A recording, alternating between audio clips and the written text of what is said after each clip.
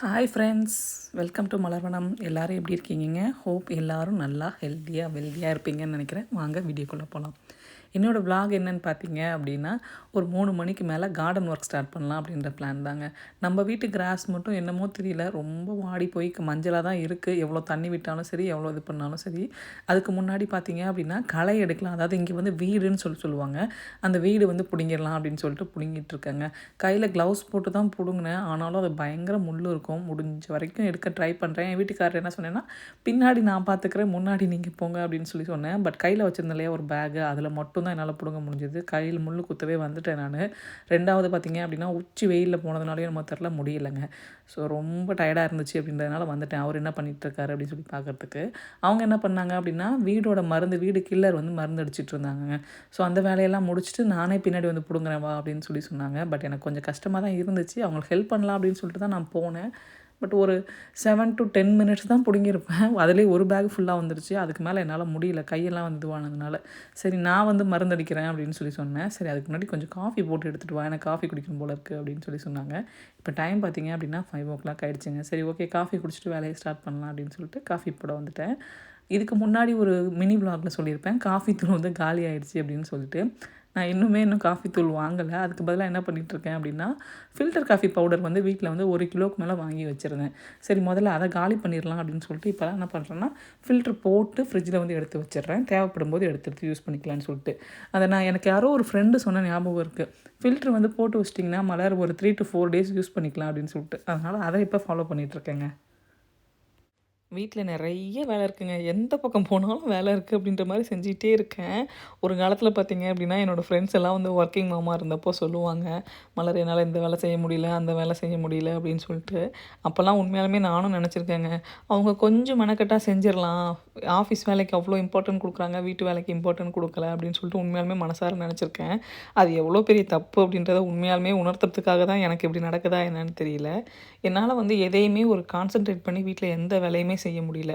வேலைக்கு போகிறதுக்கு முன்னாடி வீட்டை வச்சுருந்ததுக்கும், இப்போ நான் வீட்டை வச்சுருக்கிறதுக்கும் நிறைய டிஃப்ரென்ஸ் இருக்குங்க. முன்னெல்லாம் பார்த்து ஒன்னொன்னுத்தையும் அவ்வளோ க்ளீனாக வச்சுப்பேன். ஆனால் இப்போலாம் அப்படி வச்சுக்கிறேனான்னு கேட்டிங்க அப்படின்னா, சத்தியமாக இல்லை. முடிஞ்ச வரைக்கும் க்ளீனாக வச்சுக்கணும்னு போராடிக்கிட்டே தான் வச்சிட்ருக்கேன். அந்த அளவுக்கு ஒரு சந்தோஷமாக முன்ன மாதிரி என்னால் வைக்க முடியலைங்க. கஷ்டமாக தான் இருக்குது. பட் இருந்தாலும் க்ளீனாக வச்சுக்கணும் அப்படின்றது மைண்டில் ஓடிக்கிட்டே இருக்குங்க. ஃபில்டர் காஃபிலாம் வந்து நம்ம ஊரில் குடிக்கிறது தாங்க ரொம்ப நல்லாயிருக்கும். இங்கே பாலே பார்த்தீங்க அப்படின்னா தண்ணியாக தான் இருக்கும். அந்த பாலை நம்ம ஓவராக காய்ச்சவும் முடியாது. அதை ஓவராக காய்ச்சினீங்க அப்படின்னாலும் அந்த பால் அது ஒரு மாதிரி நமக்கு டேஸ்ட்டும் வந்து மாற்றி கொடுக்கும். ஸோ அதனால் ஃபில்டர் காஃபிலாம் வந்து ஊரில் குடிக்கிறது தான் நல்லது. இங்கே வந்து ஏதோ சம்திங் நமக்கு ஏதாவது குடிக்கணும் போல் இருக்குது அப்படின்றதுக்காக குடித்தோம் அப்படின்னா ஓகேங்க. ஸோ அவங்கள்ட்ட போய்ட்டு கிண்டல் பண்ணிகிட்டு இருந்தேன், நீங்கள் மேட்சிங்காக க்ளவுஸ் போட்டிருக்கீங்க, இந்த கப்பு வாங்கிக்கிங்க அந்த கப்பு வாங்கிக்கிங்கன்ட்டு. ஒரு வழியாக வாங்கிட்டு உட்காந்து குடிக்க ஆரம்பித்தாச்சு. லைட்டாக வெயில் தான், பட் இருந்தாலும் பரவாயில்ல அப்படின்னு சொல்லிட்டு அப்படியே வந்து குடிச்சிட்ருக்கோங்க. கிராஸை எப்படி மெயின்டைன் பண்ணி கொண்டு வர போகிறோம் அப்படின்றது தான் தெரியல. அட்லீஸ்ட் முடிஞ்ச வரைக்கும் இந்த வருஷம் டைம் வந்து பார்த்தீங்க அப்படின்னா கிராஸுக்காக தான் அப்படின்னு சொல்லிட்டு முடிவு பண்ணியிருக்கோம். ஏன்னா ரொம்ப ரொம்ப கஷ்டமாக இருக்குங்க கிராஸ் வந்து இந்த மாதிரி இருக்கிறது.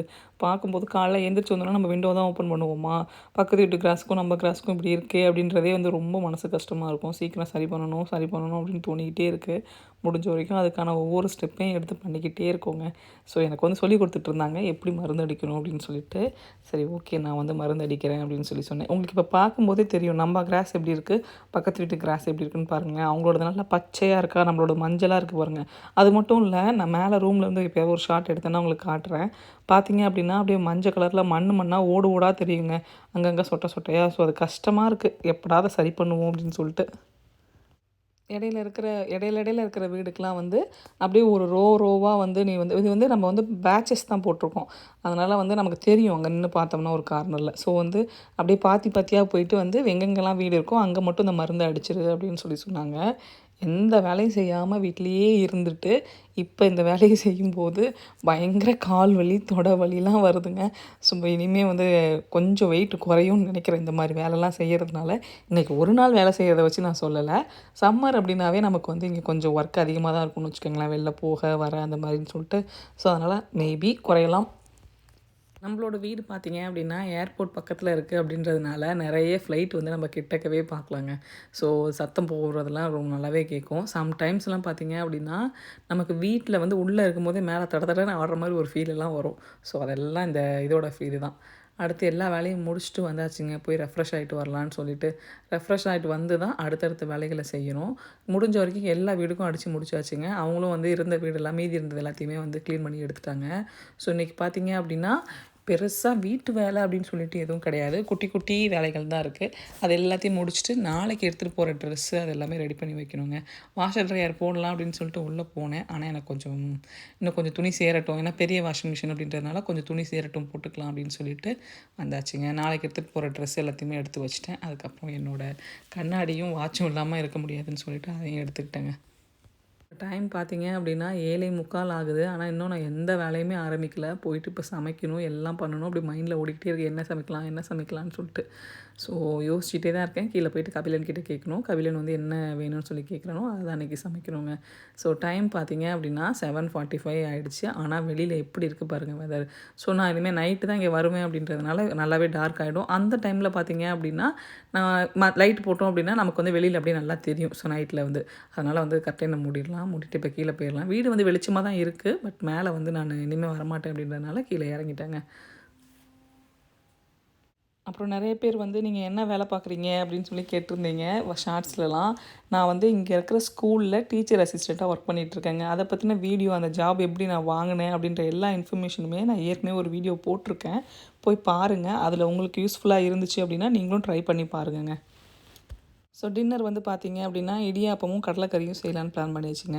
கடலைக்கறிக்கு பார்த்தீங்க அப்படின்னா கருப்பு கொண்டக்கடலை வந்து நான் ஏற்கனவே ஒரு நாள் ஊற வச்சு நல்லா வேக வச்சு ஃப்ரீசர் பண்ணிட்டேங்க. ஸோ அது ஈஸியாக இருக்கும். எந்த டைமில் நமக்கு கடலைக்கறி வேணுமோ இல்லை சுண்டல் வேணும்னு தோணுதோ அந்த டைமில் எடுத்து சாப்பிட்டுக்கலாம்னு சொல்லிட்டு இப்போ ரீசெண்டாக அதை ஃபாலோ பண்ணேன். ஒர்க் அவுட் ஆகுதான்னு பார்க்குறதுக்காக. அது எனக்கு நல்லாவே ஒர்க் அவுட் ஆகிட்டுருக்கு. ஏன்னா இப்போ திடீர்னுலாம் கடலைக்கறி செய்யணும் அப்படின்னா என்னால் ஊற வச்சு செய்ய முடியாது இல்லையா? ஸோ அதனால் எனக்கு அது யூஸ்ஃபுல்லாக தான் இருக்குது.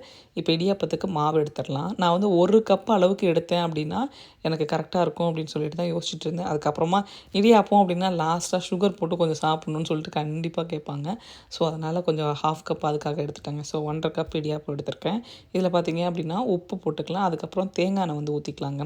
தேங்காய் எண்ணெய் வந்து 1 டேபிள் ஸ்பூன் இல்லை 1.5 டேபிள் ஸ்பூன் ஊற்றிக்கோங்க. ரொம்ப தேங்காய் எண்ணெய் ஊற்றுனீங்க அப்படின்னாலும் உங்களுக்கு வந்து திகட்டுற மாதிரி இருக்கும். ஸோ அதனால் கொஞ்சமாக ஊற்றிக்கோங்க. ஸோ அவ்வளோதான். தண்ணி வந்து கொதிக்க வச்சுட்டேன். இப்போ வந்து குருமாவுக்கு தேவையான எல்லாத்தையுமே நம்ம எடுத்து வச்சிடலாங்க. ஸோ கொண்டக்கடலை வந்து எதில் கம்மியாக இருக்குன்னு சொல்லி பார்த்து எடுத்துகிட்ருக்கேன். ஸோ கொண்டக்கடலை இது மாதிரி யூஸ் பண்ணலாமா அப்படின்னு கேட்டிங்க அப்படின்னா தாராளமாக யூஸ் பண்ணலாம். நம்ம இதை குக் பண்ணிவிட்டு தான் ஃப்ரீசர் பண்ணியிருக்கோம் அப்படின்றதுனால எந்த பிரச்சனையும் இல்லைங்க. பட் ஒன்றே ஒன்று தான், இது மாதிரி பண்ணுற எந்த பொருளாக இருந்தாலும் மேக்ஸிமம் 1 மந்த் வச்சுக்கோங்க. அதுக்கு மேலே வச்சுக்காதீங்க. முடிஞ்ச வரைக்கும் 15 டேஸ் 1 வீக்குள்ளேயே காலி பண்ண ட்ரை பண்ணிங்க அப்படின்னா நல்லதுங்க. ஸோ இதுக்கு பார்த்தீங்க அப்படின்னா கொஞ்சமாக வெங்காயம், ஒரே ஒரு தக்காளி, இஞ்சி பூண்டு பேஸ்ட் இதெல்லாம் தான் எடுத்து வச்சுருக்கேன். இப்போ எண்ணெய் ஊற்றிட்டு ஜீரகம் போட்டு தாளிச்சிக்கலாம். நீங்கள் சாப்பிடும்போது உண்மையாலுமே இந்த ஜீரகத்தை கடிச்சிங்க அப்படின்னா அப்படி நல்ல ஒரு வாசனையாக இருக்குங்க. இந்த பக்கம் வந்து தண்ணி கொதிச்சிருச்சு. இப்போ நம்ம வந்து தண்ணி ஊற்றி கிளறி வச்சிடலாங்க. சப்பாத்தி கட்டையில் கரண்டி நீங்கள் எப்பயும் எப்படி கிளறுவீங்களோ அதே மாதிரி கிளறிக்கலாம். எனக்கு இந்த பிராண்டோட இடியாப்பம் வந்து ரொம்ப பிடிச்சிருக்கு. இதுக்கு முன்னாடிலாம் பார்த்தீங்க அப்படின்னா நிரப்பரா அப்படின்ற பிராண்டை தான் யூஸ் பண்ணியிருப்பேன். ஆனால் அதை விட கூட இது ரொம்ப நல்லாயிருக்கு அப்படின்னு தான் சொல்லுவேன். இப்போ ரீசெண்ட் டைம்லன்னு இல்லை, ஒரு 2 வருஷமாகவே நான் இது தான் யூஸ் பண்ணிகிட்ருக்கேன். நல்லாயிருக்கு. லைட்டாக கலந்து விட்டுட்டு அப்படியே மூடி வச்சிடலாங்க. ஒரு 1/2 அன் ஹவர் இருக்கட்டும். இந்த பக்கம் நம்ம கிரேவி வந்து ரெடி பண்ணிட்டு வந்துடலாம். வெங்காயம், கருவேப்பிலை போட்டு வதக்கியிருக்கேன். வதக்குனதுக்கப்புறமா இஞ்சி பூண்டு பேஸ்ட்டு போட்டுக்கலாங்க. இஞ்சி பூண்டு பேஸ்ட்டோட பச்சை வாசனை போனதுக்கப்புறமா நம்ம வந்து தக்காளி சேர்த்துக்கலாம். நம்ம பசங்கள்லாம் பார்த்தீங்க அப்படின்னா இந்தியன் ஃபுட் எடுத்துகிட்டு போகிறதுக்கு வெட்கப்படுறாங்க. என் கபிலன்லாம் வந்து என்னை ரொம்ப கஷ்டப்படுத்தியிருக்காங்க. ஃபுட்டு அப்படின்னு கொடுத்தோம் அப்படின்னாவே ரைஸே வேணாம் வேணாம் வேணாம் அப்படின்னு சொல்லுவான். ஓப்பன் பண்ணாவே ஒரு வாசனை வருது, யாருக்கும் பிடிக்கல அப்படின்ற மாதிரிலாம் சொல்லிகிட்டு இருப்பாங்க. ஆனால் நான் இந்த ஊர் ஸ்கூலில் தான் வேலைக்கு போயிட்டுருக்கேன். எல்லா ஸ்டாஃப்ஸுமே பார்த்தீங்க அப்படின்னா நான் என்னோடய லஞ்ச் பாக்ஸை வந்து ஓப்பன் பண்ணுனாவே போதுங்க. நிஜமாலுமே சொல்கிறேன். அப்படியே ஓப்பன் பண்ண உடனே smells good, what food it is அப்படின்னு சொல்லிட்டு அத்தனை கேள்வி கேட்பாங்க. அவங்க கேள்வி கேட்கும்போதே பார்த்தீங்க அப்படின்னா நான் எப்போயுமே என்ன சொல்லுவேன் அப்படின்னா, நான் ஏதாவது ஓப்பன் பண்ணேன் அப்படின்னா அந்த ஃபுட்டை பற்றி நான் எக்ஸ்பிளைன் பண்ணுவேன். இது ஹெல்தி, இதில் ப்ரோட்டீன் இருக்குது, இதில் ஆன்டிபயோட்டிக் நிறையா இருக்குது, இது அப்படி இப்படின்னு சொல்லிட்டு அவங்க எல்லாருமே சொல்லுவாங்க. மலர் உன்கிட்ட வந்து ஃபுட்டை பற்றி கேட்டால் அதை பற்றி நீ ஃபுல்லாக கொடுக்குற எக்ஸ்ப்ளனேஷன் ரொம்ப பிடிச்சிருக்கு அப்படின்னு சொல்லுவாங்க. மேபி நம்ம பசங்களுக்கு பேச தெரிலையா என்னமோ தெரில. இதையும் நான் அவங்கள்ட்ட கேட்டிருக்கேன். இங்கே இருக்க பசங்க வந்து நம்மளோட இந்தியன் ஃபுட்லாம் வந்து பிடிக்கல அப்படின்னு சொல்கிறாங்கன்னு கேள்விப்பட்டோம் அப்படின்னு சொல்லிட்டு. எஸ், அஃப்கோர்ஸ் இந்த பசங்க அப்படி அப்படி தான். இந்த பசங்க வந்து கொஞ்சம் வந்து மீனாக தான் பேசுவாங்க. ஏன்னா அவங்க தான் பெருசு அப்படின்ற அந்த கர்வம் வந்து எப்பயுமே இருக்கும். அதை தான் நாங்கள் டீச்சர்ஸ் வந்து சொல்லிக்கிட்டே இருப்போம். அப்படி கிடையாது, எல்லாரையும் லைக் பண்ணு அப்படின்னு சொல்லி கொடுத்து தான் வளர்த்துக்கிட்டு இருக்கோம். பட் அப்படி சொன்னாங்க அப்படின்னா உன் பசங்கள்லாம் சொல்ல சொல்லு. இப்போ நீ எப்படி எங்களுக்கு எக்ஸ்பிளைன் பண்ணுறியோ அதே மாதிரி சொல்ல சொல்லு. இந்த ஃபுட்டு ரொம்ப நல்லது, இதில் எங்கள் அம்மா மஞ்சத்தூள் போட்டிருக்காங்க, மஞ்சத்தூளில் வந்து ஆன்டிபயோட்டிக்லாம் இருக்குது அப்படின்னு சொல்லிட்டு ஃபுல்லாக எக்ஸ்பிளைன் பண்ண சொல்லு. மேபி சேஞ்ச் ஆகிறதுக்கு வாய்ப்பு இருக்குது அப்படின்னு சொன்னாங்க. பேச்சுவாக்கில் குருமாக்கு அளவு சொல்ல மறந்துட்டேன். அடுத்து வெங்காயம், இஞ்சி பூண்டு பேஸ்ட்டு போட்டதுக்கப்புறமா தக்காளி பழம் சேர்த்து நல்லா வதக்குனதுக்கப்புறமா வீட்டில் அரைச்ச குழம்பு மிளகாய் தூள் கொஞ்சம், கரம் மசாலா கொஞ்சம் மட்டும்தாங்க போட்டிருக்கேன். கரம் மசாலாவும் பார்த்தீங்க அப்படின்னா நான் வீட்டில் அரைச்சது தான் நான் யூஸ் பண்ணிகிட்ருக்கேன். அதோட வீடியோ கூட நான் ஏற்கனவே போட்டிருப்பேன். வேணும்னா ட்ரை பண்ணி பாருங்கள் எப்படி இருந்துச்சுன்னு சொல்லுங்கள். அதெல்லோட பச்சை வாசனை எல்லாம் போனதுக்கப்புறம் நம்மளோட சுண்டலை போட்டு நல்லா வதக்கிட்டு கொஞ்சமாக தேங்காய், முந்திரி பருப்பு, பெருஞ்சீரகம் போட்டு அரைச்சிருக்கேங்க. அதையும் எடுத்து ஊற்றிடலாம். இப்போ குக்கரில் தான் வச்சு ஒரு விசில் விட்டுறோம். ஒரே ஒரு விசில் விட்டால் போதுங்க, சூப்பராக ரெடி ஆகிடுங்க. காரம் கம்மியாக போட்டுக்கோங்க. இடியாப்பத்தை பொறுத்த வரைக்கும் காரம் கம்மியாக போட்டு சாப்பிட்டீங்க அப்படின்னா டேஸ்ட்டு அல்டிமேட்டாக இருக்குங்க. 4 இடியாப்பம் சாப்பிட்றீங்க அப்படின்னா கண்டிப்பாக 5 இடியாப்பம் சாப்பிடுவீங்க. இப்போ இடியாப்பத்துக்கு வந்துடலாங்க. இடியாப்பம் வந்து நல்லா வந்து பிசைஞ்சு எடுத்துக்கலாம். கையில் போட்டு நல்லா உருட்டினீங்க அப்படின்னா ஒட்டாத அளவுக்கு வரணுங்க. அந்த அளவுக்கு இருந்துச்சு அப்படின்னாவே உங்களோட மாவு வந்து கரெக்டாக இருக்கும். கொஞ்சம் மாவு தளர்த்தியாக பிசைஞ்சிட்டிங்க அப்படின்னாலும் இடியாப்பம் வந்து சாஃப்டாக ஆகிடும். டேஸ்ட்டு வந்து மாற்றி கொடுத்துரும். அதனால் முடிஞ்ச வரைக்கும் இந்த பதத்துக்கு எடுத்துக்கிட்டிங்க அப்படின்னா கரெக்டாக இருக்கும். அப்படி அழுத்தி பார்த்தீங்க அப்படின்னா கை வந்து அப்படியே ஜென்டிலாக உள்ளே போகணும். ரொம்ப ஹார்டாக புஷ் பண்ணுற மாதிரி இருந்தாலும் நல்லா இருக்காது. வச்ச உடனே போனாலும் நல்லா இருக்காது. ஸோ அவ்வளோதான், இது ரெடி ஆகிடுச்சு. இப்போ நம்ம வந்து இடியாப்பத்துக்கு வந்து இட்லி பானையத்தை எடுத்து வச்சிடலாம். நான் வந்து இடியாப்போட தட்டில் தான் செய்ய போகிறேன். என்னோடய இடியாப்பு தட்டு வந்து பார்த்திங்க அப்படின்னா கொஞ்சம் வந்து இட்லி தட்டு மாதிரியே இருக்கும். நடுவில் கம்பி இருக்கும். ஸோ சுற்றி சைடில் தான் செய்கிற மாதிரி இருக்கும். இப்போ நம்ம வந்து பிழிஞ்சு விட்டுக்கலாம். இடியாப்பம் வந்து ரொம்ப மெலிசான இதில் புழிஞ்சிங்க அப்படின்னா தான் டேஸ்ட்டு நல்லாயிருக்கும். இதை விட அடுத்த ஸ்டெப்பும் இருக்குது, கொஞ்சம் குண்டாக வர மாதிரி. அதில் தேய்ச்சிங்க அப்படின்னாலும் நம்மளோட இந்த இதெல்லாம் சொல்லுவாங்க இல்லையா, சந்தவை சாப்பிட்ற மாதிரி இருக்கும். அதனால் முடிஞ்ச வரைக்கும் மெலிசாக இருக்கிறதுல தேய்ச்சி எடுத்துட்டிங்க அப்படின்னா டேஸ்ட்டு சூப்பராகவே இருக்குங்க. இடியாப்பத்தை பொறுத்த வரைக்கும் உப்பு மட்டும் கம்மியாக போட்டுக்கோங்க. ஏன்னா அது ரைஸ் அப்படின்றதுனால உப்பு கம்மியாக போட்டிங்க அப்படின்னாவே போதும். நான் ரொம்ப நாள் கழிச்சு இடியாப்பம் பண்ணுறேன் அப்படின்றதுனால வீட்டில் எல்லாருமே பயங்கர ஹாப்பிங்க. ஓ எனக்கு இடியாப்பமா, சூப்பர் சூப்பர் அப்படின்னுட்டு இருந்தாங்க. இடியாப்பம் செய்யும்போதே அந்த ஒரு மைல்டான வாசனை வருங்க. தேங்காய் எண்ணெய் போட்டிருக்கோம் இல்லையா, அது அப்படியே நம்மளை வந்து சாப்பிட தூண்டும். எனக்கு அது வந்து ரொம்ப பிடிக்கும். ஸ்மெல் பண்ணிகிட்டே இருப்பேன் அந்த தேங்காய் எண்ணெயோட வாசனையை. அதே மாதிரி இடியாப்பம் நல்லா புழிஞ்சிட்டு தண்ணி கொதிச்சதுக்கப்புறம் எடுத்து வச்சிங்க அப்படின்னா 7 நிமிஷம் தாங்க. 7 நிமிஷத்தில் உங்களோட இடியாப்பம் வந்துடும்.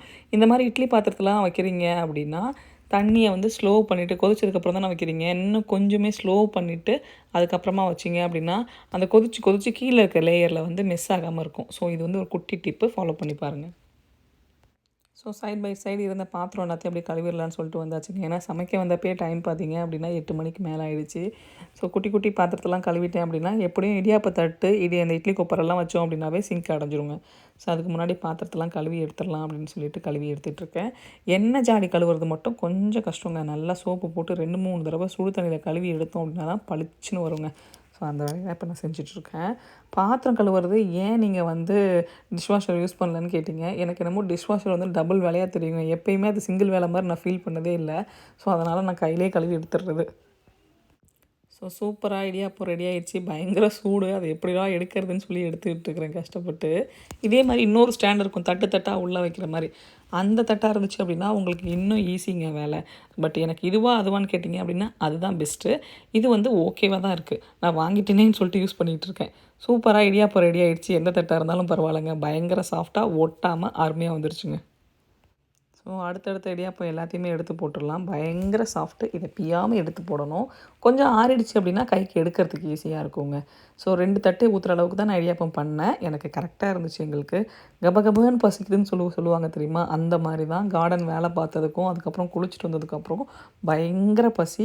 இப்போ போயிட்டு அதை சாப்பிட்ணுங்க. அடுத்த பாத்திரமும் சேர்ந்துருச்சு. அதுக்குள்ளார போயிட்டு தொடச்சி வச்சிடலாம் பாத்திரத்தெல்லாம், இங்கே விளக்கி வச்சதெல்லாம் சொல்லிட்டு தொடச்சி எடுத்து வச்சுட்ருக்கேங்க.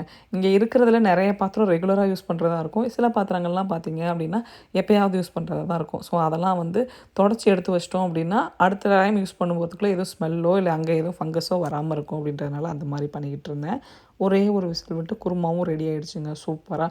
நீங்கள் ஒரு விசில் விட்டிங்கன்னா போதும், வெந்தது தான் அப்படின்றதுனால எந்த பிரச்சனையும் இல்லை. பயங்கர சாஃப்டாக இருக்கும். இப்போ நம்ம பிளேட்டிங் பண்ணிவிட்டு சாப்பிட ஆரம்பிச்சிடலாங்க. ஸோ சூப்பராக நம்மளோட இடியாப்பத்தை எடுத்து வச்சிடலாம். முடிஞ்ச வரைக்கும் ஒரே கையில் எடுத்து வைக்க தான் ட்ரை பண்ணேன். ஆனால் முடியலை. ஏன்னா இடையில கேப் இருக்குது இல்லையா, அதனால். ஸோ இந்த மாதிரி வச்சோம் அப்படின்னா இந்த மாதிரி ஓட்டை இருக்கிறதும் நல்லது தாங்க. மிடில் நல்லா குருமாவை ஊற்றிடலாம் அப்படின்னு சொல்லிட்டு அதே மாதிரி தான் பண்ணிகிட்டு இருந்தேன்.